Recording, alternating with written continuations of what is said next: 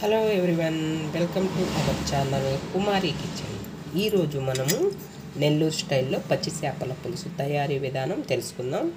వీటిని ఇప్పుడు శుభ్రం చేసుకొని ఇందులో ఒక అర నిమ్మ చెక్క నిమ్మ పులుసుని పిండుకొని ఒక గ్లాస్ మజ్జిగ పోసుకొని ఇందులో ఒక చిటికెడు ఉప్పు వేసుకొని ఒక 10-15 నిమిషాలు ఇలా వదిలేసినట్లయితే చేప నీసు వాసన ఉండదు. ఈలోపు గ్యాస్ ఆన్ చేసుకొని ఒక ఎడల్పాటి పాత్ర పెట్టుకుందాం.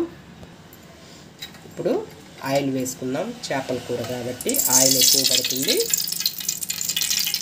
ఆయిల్ వేసుకున్న తర్వాత ఆయిల్ బాగా హీట్ అవ్వనివ్వండి.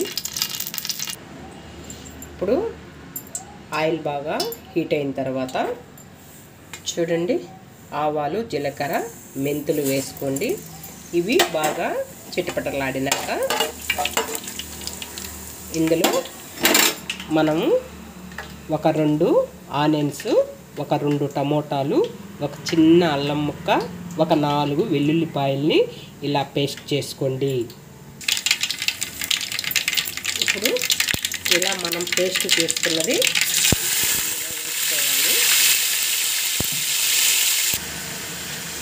వెల్లుల్లి టమోటా పేస్ట్ వేసినాక ఆయిల్ బాగా సపరేట్ అయ్యేంత వరకు బాగా ఇది డ్రై అవ్వాలండి. ఇప్పుడు ఇందులో ఒక 4 పచ్చిమిరపకాయలు వేసుకోండి. అలాగే కొంచెం కరివేపాకు వేసుకోండి.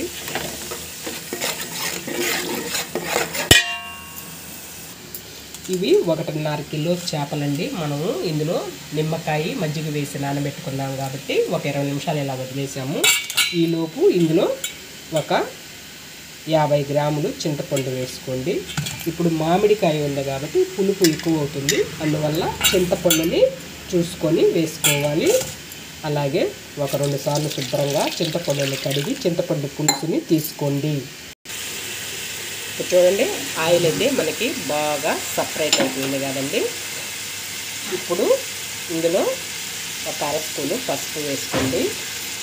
టేస్ట్కి సరిపడిన ఉప్పు వేసుకోండి. ఉప్పు చూసి వేసుకోండి. ఉప్పు తక్కువైనా పర్వాలేదు, కానీ ఎక్కువైతే తినడానికి చాలా బాధపడిపోతామండి. ఎందుకంటే ఖర్చు పెట్టి చేసుకున్నాం కాబట్టి.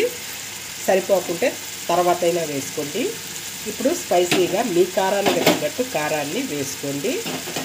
నేనైతే 4 స్పూన్లు కారాన్ని వేసుకుంటున్నాను. మీరు మీ కారానికి తగ్గట్టు కారం వేసుకోండి.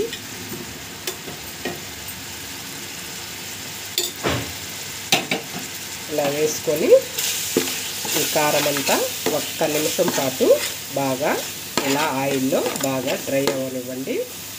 ఇప్పుడు ముందుగా మనము చింతపండు పులుసు తీసి పెట్టుకున్నాం కదండి. ఈ చింతపండు పులుసుని ఇందులో వేసుకోండి. చింతపండు పులుసు వేసుకున్నాక ఒక గ్లాసు వాటరు వేసుకోండి. చేప మాత్రం ముందుగా వేయకండి. ఈ పులుసు బాగా తెల్లేటప్పుడు చేపను వేసుకున్నట్లయితే మనకు ముక్క విరగకుండా పర్ఫెక్ట్గా వస్తుందండి.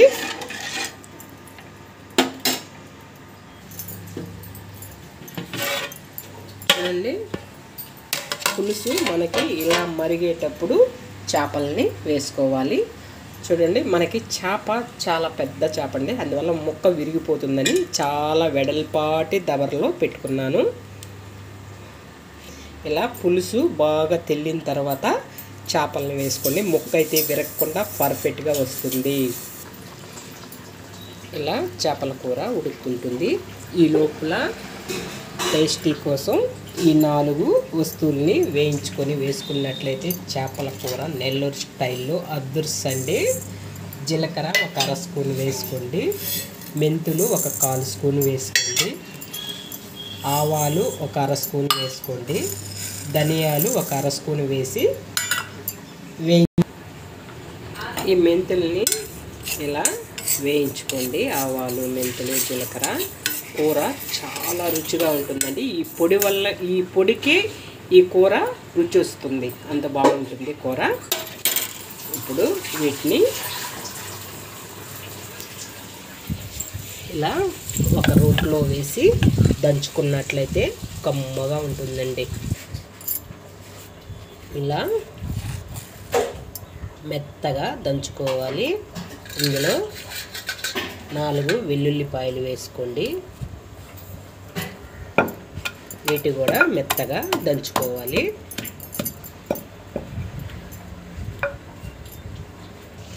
వెల్లుల్లిపాయ వేసినాక చూడండి ఇలా మెత్తగా పొడిగా చేసుకోవాలి. ఇప్పుడు మనకి ముక్క పర్ఫెక్ట్గా ఉడికిపోయిందండి. ఇప్పుడు మామిడికాయని వేసుకోండి. మామిడికాయ ఒక 10 నిమిషాలు ఉడికిన తర్వాత ఇప్పుడు మనం దంచి పెట్టుకున్న పొడిని వేసుకుందాం. అంతేనండి. ఇప్పుడు మనం దంచి పెట్టుకున్న పొడిని ఈ చేపల కూర పైన ఇలా వేసుకొని ఒక 5 నిమిషాలు ఉడికించినట్లయితే ఈ చేపల కూర కర్రీ 4 గంటలకి స్మెల్ రావాలండి. అంత గుమగుమలాడిపోతుంది. మీరు కూడా ఇలా ట్రై చేయండి. మీకు నచ్చినట్టయితే ఒక లైక్ చేయండి, షేర్ చేయండి, సబ్స్క్రైబ్ చేయండి, సపోర్ట్ చేయండి. ఓకేనండి. అంతేనండి. ఫైనల్గా కొంచెం కొత్తిమీరని యాడ్ చేసుకుందాం. మనము పులుసు ఉడికిన తర్వాత ముక్క వేసినట్టయితే ముక్క విరగకుండా చూడండి. ముక్క అయితే ఎంత పర్ఫెక్ట్గా వస్తుందో చూడండి. ముక్క ఎక్కడ చెదరకుండా ఇలా బాగుంటుంది.